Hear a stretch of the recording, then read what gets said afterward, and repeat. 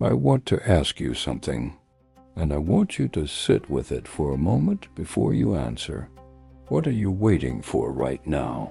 A door to open, a prayer to be answered, a wound to finally heal, a person to come back, a life that looks the way you always believed it would. We are all waiting for something, and if you are honest, the waiting is the hardest part, not the pain itself, but the silence that follows it, the days that pass without an answer, the prayers that rise up and seem to disappear into the sky. Today I want to tell you something about that silence, something the ancient wisdom keepers understood, that most of us were never taught. The waiting is not punishment. The waiting is the gift. There is an old story. A king once summoned the greatest gardener in the land. He handed him a single seed and said, "Plant this. I want a tree by morning." The gardener looked at the seed. He looked at the king, and he said gently, "My king, I can plant it tonight, but the tree will come when it is ready, not when you are." The king was furious. He was a king. He was used to things happening on his schedule. He had armies. He had gold. He had power over men.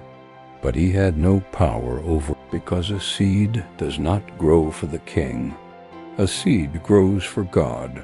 God has a timeline that no crown can rush. You are that seed. And the life you are praying for is the tree that is coming. Here's what nobody tells you about seeds. Before a seed becomes a tree, it has to be buried. It goes underground, into the dark, into the cold, into complete silence. And from the outside, it looks like nothing is happening. It looks like the seed is just sitting there, forgotten, wasted, lost. But underground, in the dark, in the waiting, the seed is doing the most important work of its entire existence. It is breaking open, because a seed cannot become a tree without first breaking. The shell has to crack. The old form has to be surrendered. Something has to die so that something greater can leave. And here's the wisdom that will change everything for you.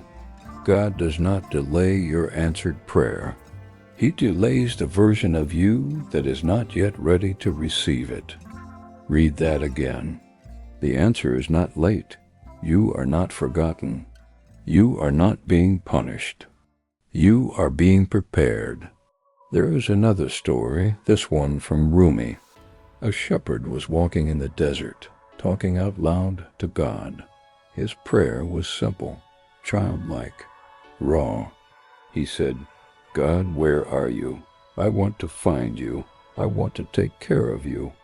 I want to wash your feet and comb your hair and bring you milk every morning." Moses happened to be passing by, and when he heard this prayer, he was horrified. He ran to the shepherd and said, "What are you saying? God does not have feet. God does not drink milk. You are being disrespectful." The shepherd was crushed. He fell silent. He stopped praying altogether.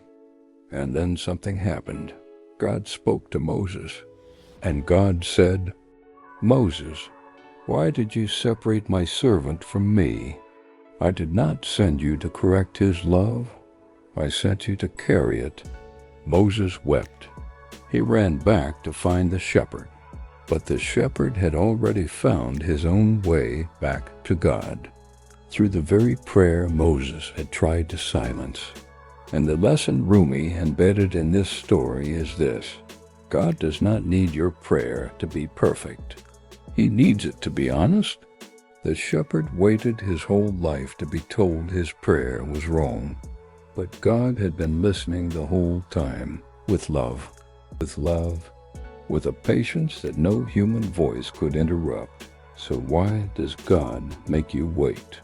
Here are 3 reasons the wisdom tradition has always known. The first reason is this: what you are asking for would break you right now. Not because God is cruel, because God is kind. He can see the version of you that will receive this blessing without being destroyed by it.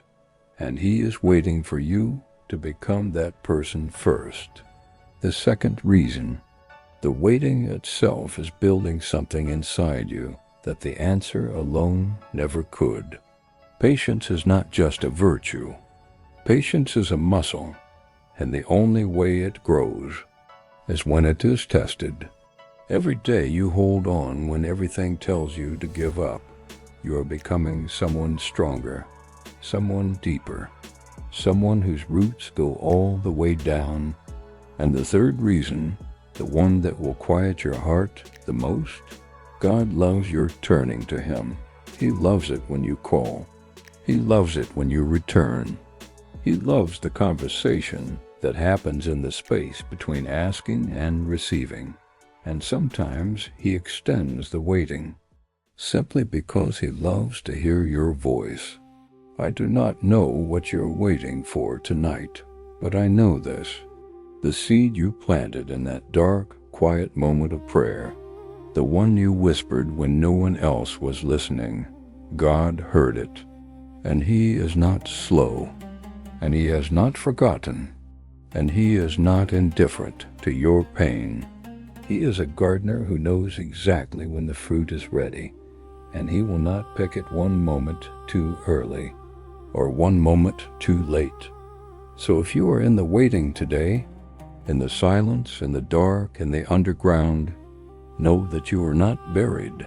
You are planted, and there is a difference. Until next time, listen with your heart. This is the Spoken Soul,